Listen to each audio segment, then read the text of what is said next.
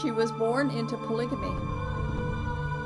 Her family followed the teachings of Joseph Smith, including plural marriage. Like many young girls, she had been promised to a man who was her father's age. But she ran away. She chose hell over a life of polygamy. That girl was me. I was lost, alone, desolate. Then Jesus Christ found me and rescued me. In His love, I found real freedom. He is a shield to all who will take refuge in Him. This is why I can look back and ask, polygamy? What love is this?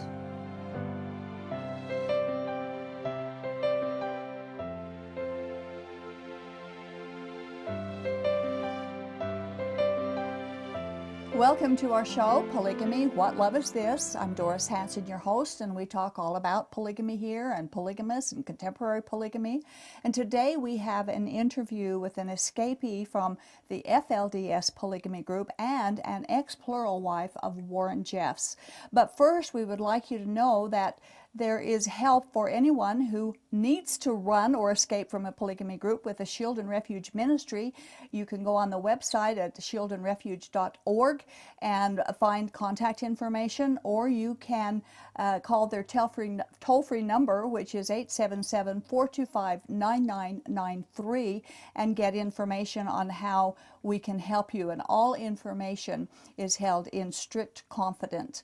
Also, if you or someone you know would like to be a guest on our show, or if you have comments or questions about the show, we would love to hear from you. Our email is email@whatloveisthis.tv, or you can telephone us at 385-240-2888.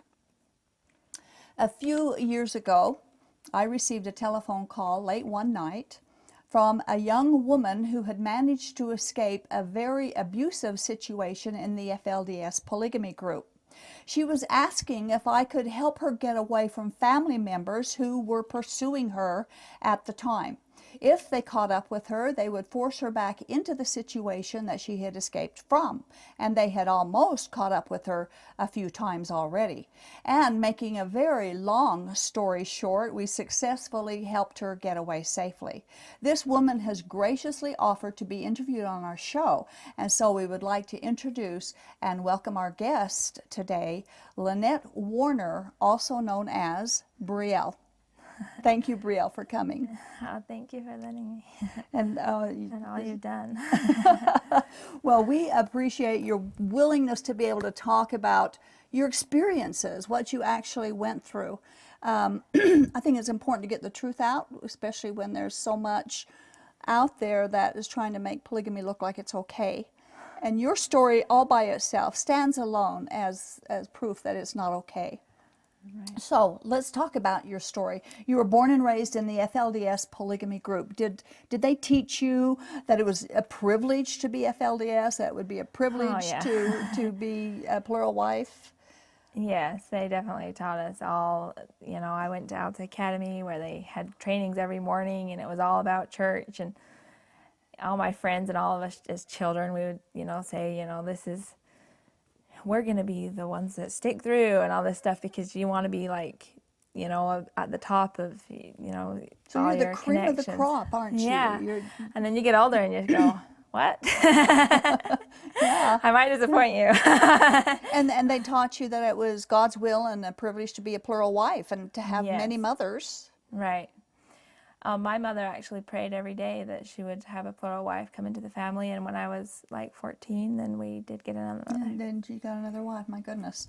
And it's a hard life. It's a hard life for them.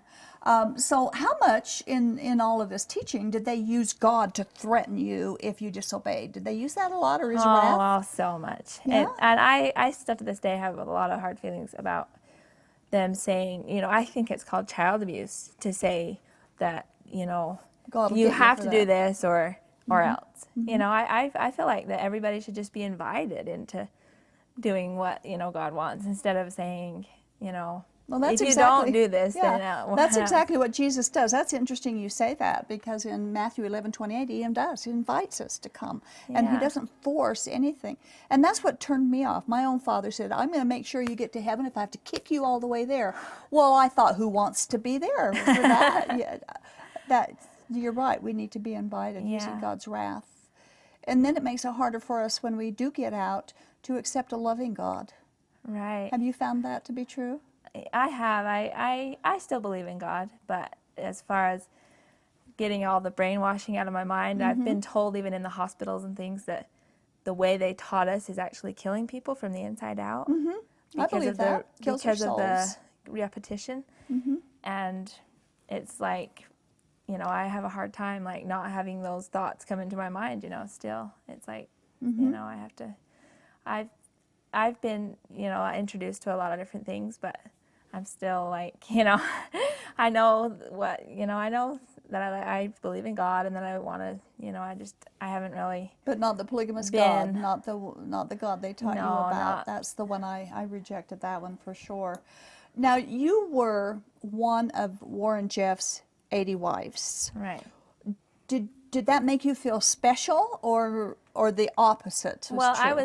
I was actually teased a lot about being in his family growing up, and I was even told even by sister wives that they knew that I was going to join the family before I ever did. And so I kind of had a negative, my sisters and brothers were kind of like, they'd call me the goody-goody, and then they'd say, I would never want to marry Warren Jeffs because of, he doesn't like sandals and stuff, and then they'd say, oh, but you're going to marry him. So I kind of had a negative feeling about it. I just, I was kind of scared. And then I had an older sister that was also married into his family, and I just kind of decided that, he should, I just thought I'd probably never have children. I'll just stand in the background and wait until something happens with her, So how old were you when you were married to him? I was 18. You were 18 years. Yeah, my father didn't want me to get married. Did you have a choice, a say in it, or did they just say, okay, you're going to marry him, here he is, here you are, or how did it happen? It was more like questions, Well, first he was in hiding, so we were sent up there. So you married him while he was running from the FBI? Yes. Oh, okay. And my mother didn't get to come to the wedding. I didn't wear a wedding dress. It was all secretive, and he just drilled me over some questions, and I felt really, I was really kind of trapped down because I had been trained, from birth, all these questions have to be answered right or else, So after all said and done, I was like, I wasn't very happy about it. And he actually sent me home on the first night. So you married him and he sent you home? He sent me home, and I went home that night, and my whole family had the food all ready, and, they're all dressed up, sitting on the couch, and I just walked in and went. So you were married to him. He didn't like your answers. Is that why he sent you home? And was he disciplining you, or did he just? He was disciplining me. Didn't care. He was disciplining me. I didn't realize it at the time because I was so indoctrinated. I thought, you always have to be sweet and submissive. Yeah, keep sweet. So I just went home, and he'd tell me later, he'd say things like, I'm sorry I sent you home on the first night. And I was like, I don't really care. I'm like, I just didn't even realize it until I got, older, that he actually thought that I had done something really bad in my life, and he actually sent me to a house in hiding and told me to write a confession letter because he read me wrong. Oh my. Now you were 18. Yeah. When he married more than once. He married 12-year-old. How did you get that old? My father. It was my father. My father, he didn't really want to it was at a time where we had to write a letter that said we were ready to get, father had to write something that said, I recommend her. Mm-hmm. And later on it got more and more where Warren Jeffs would call and say that I recommend them. Uh-huh. But at that time you had to write a letter, and my father got in the car that day, and he was saying, I turned you in this morning. He wrote that letter that very morning. Oh my goodness. So he didn't turn you in when you were 12, and that's how, or 13 or 15 or whatever. So that's how you got by. Yeah. Not being married before you were 18. My father he didn't really want me to get married. You said that after you were married, things got so bad that you didn't even want to live another day. What happened that was that bad? I was harassed, literally harassed, because I went to these houses in hiding, and I procrastinated. I read the scriptures, and I wanted to have some stability. So I studied really hard, and I didn't ever go back to where Warren was until he got caught. And so he was mad at me, and he sent people to harass me because he never, he didn't have his time, that he thought he, His time deserved. with you Yeah. that he thought he should have. Yeah, so he thought I did it on purpose, and he sent people to harass me, and I was my harassed word. solid for 3 years. And then I was sent back to my father's house because there's a scripture that says if you don't understand the rules and everything by the time you're 8 years old, it goes on the head of the parent. Yeah. They told me to go and find something wrong with my father and blame him. And Oh, I said my his word. father didn't know any better. And so I thought, I'm not going to do that. And I went back there and just stayed until, I tried to find ways to get further away because they were trying to bring me to Texas and South Dakota where it's really hard to get away. Yeah. And it took me a while. Yeah. And So was there shame in being sent back to your father's house? Was there any shame in that, or were you I was the first one of Warren's family to be sent back after everybody was taken away. Mm-hmm. He took everybody away when he was on the run. Mm-hmm. But I was the first one of his family to be sent back to Colorado City. Now, when you say houses of hiding, was that Texas and South Dakota? Where There were else? some in Nevada, some in Wyoming, some in South Dakota, Colorado, Texas, Arizona. Do they still have those private places? Yes, definitely. And are they secretive wherever they're at? I know of some of them, but I certainly don't know. I know that when there was circumstances that came about, like when Warren was caught, and when he had a question in one of the houses there was a Musser guy. His name was Wendell Musser.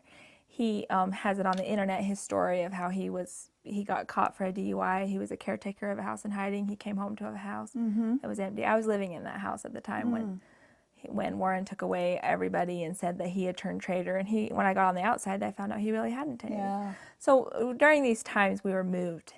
Like if there was any risk at all, they would just drop that house and go to another house, like overnight. So did you find yourself getting paranoid with that kind of a life? Well, Or yeah, not? I was like wondering, in my mind, because he was telling us that we were being sought after and the world wanted to get to us and all this stuff. And so I was paranoid for sure. Yeah. It came to a point to where you were actually, I don't know, were you rebellious? You wanted to get away? They started medicating you, over-medicating you? Tell us about that. Yeah, I was,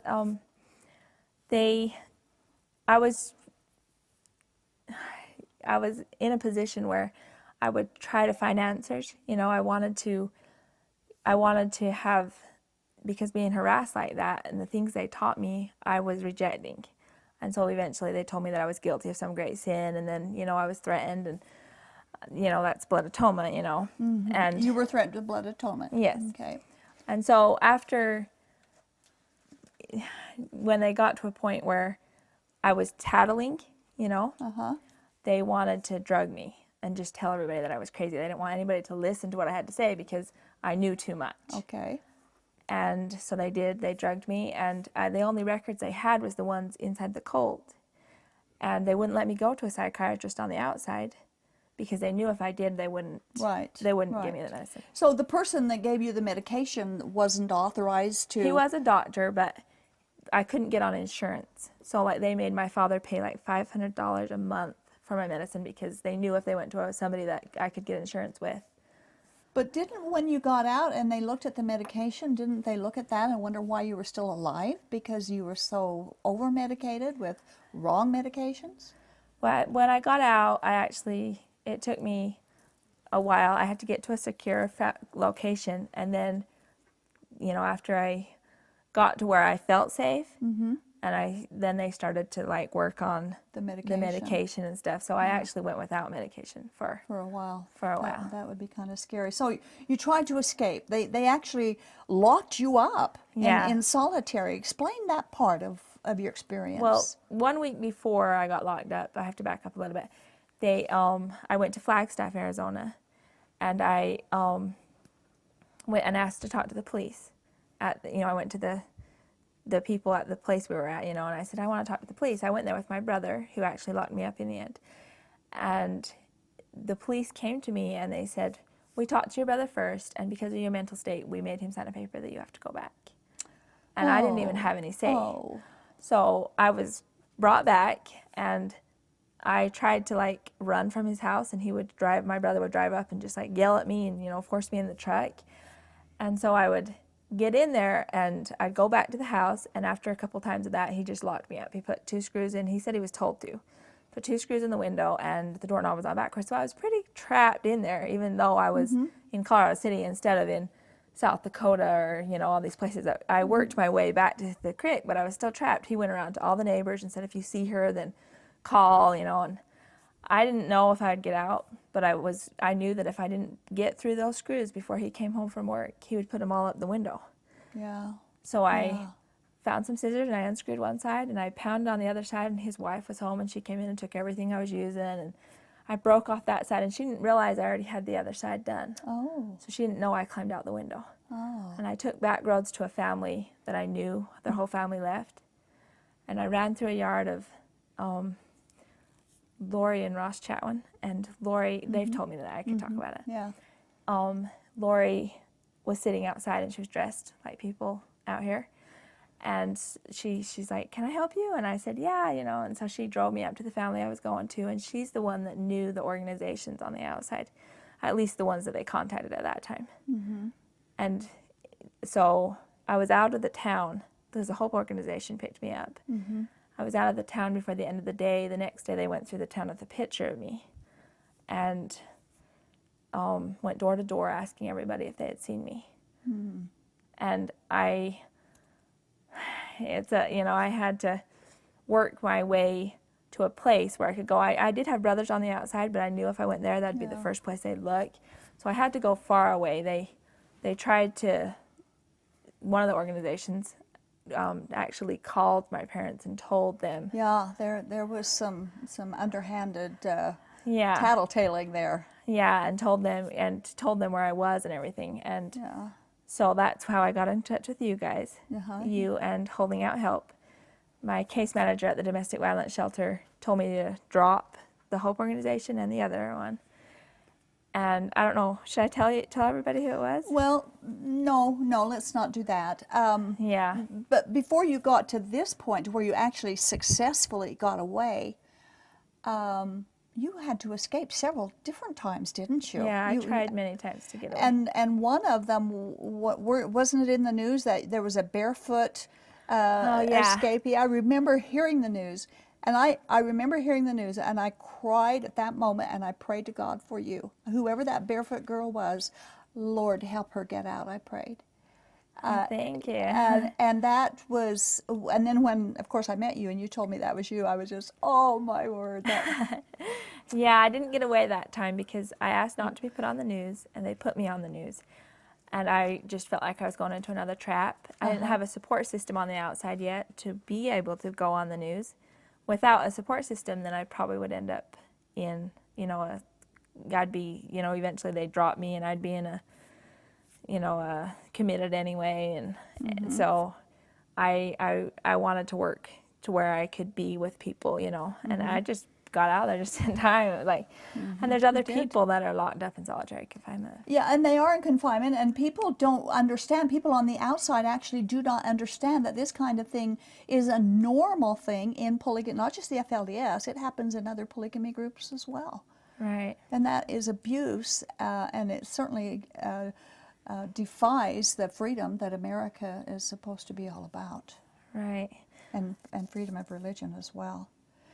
So your experiences in the FLDS was a living extended nightmare.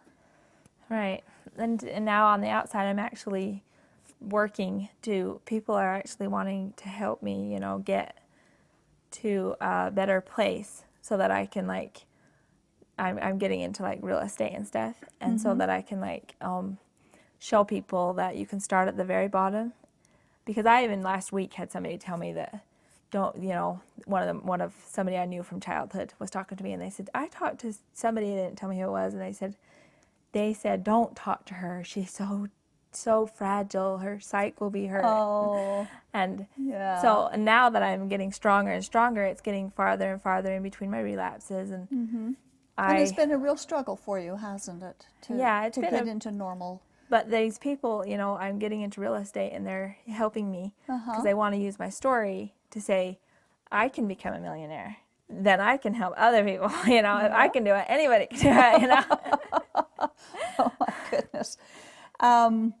So based on your experiences and in the news right now, current events are, the polygamy issue has been pretty high with the legislature trying to pass the recriminalize a bill. Now, would you say that the sister wives story is really reality, and do you think that polygamy should be criminal or non-criminal?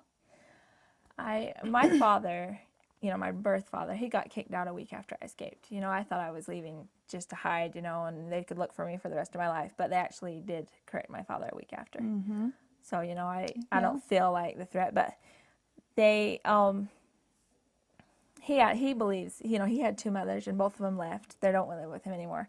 So he's on that side. And then the people that adopted me, you know, I had to get that adoption, and then I came back to Utah, so they can't bring me back anymore. There's no legal rights. Right. And the people that adopted me are on the other side. So, you know, I'm kind of like, why do you mess with the law? Just leave it Well, how it is. they couldn't bring you back anyway. You're 18, you know, there's no way they can. But I had that same problem. I had to wait until I was 18 but before I would run away. But I was 26 But I was when afraid. they did bring me Right. back in You're way Flagstaff. past 18. They had They no were right trying to to take say you back. that I was committed, and they even told, like, the people that adopted me, when they were, you know, fighting to find me, they told her that she needed to turn me over, and she said, show me the paperwork, and they couldn't do it Yeah.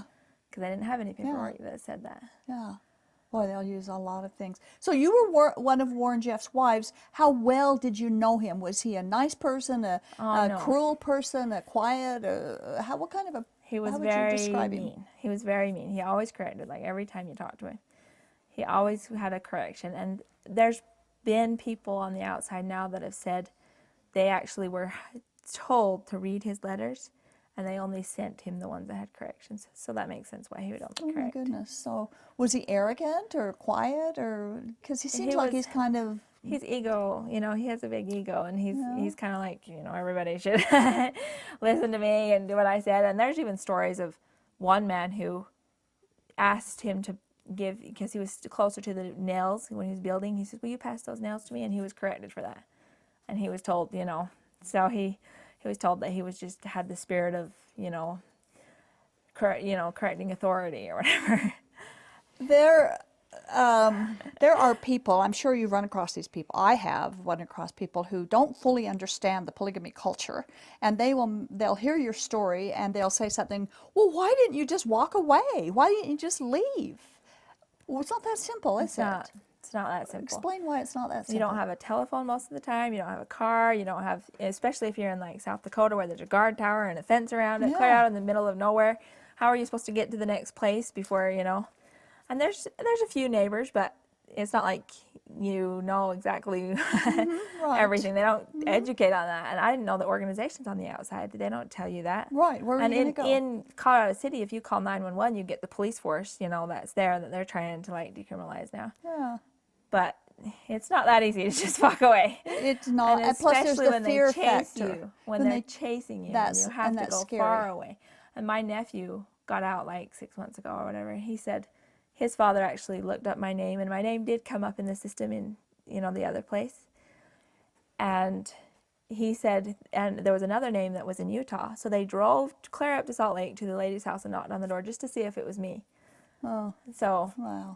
Yeah, and there was plenty of people that told me that they were searching the roads and everything. So I'm really grateful that it was far away and that I was able to get my paperwork done. Too.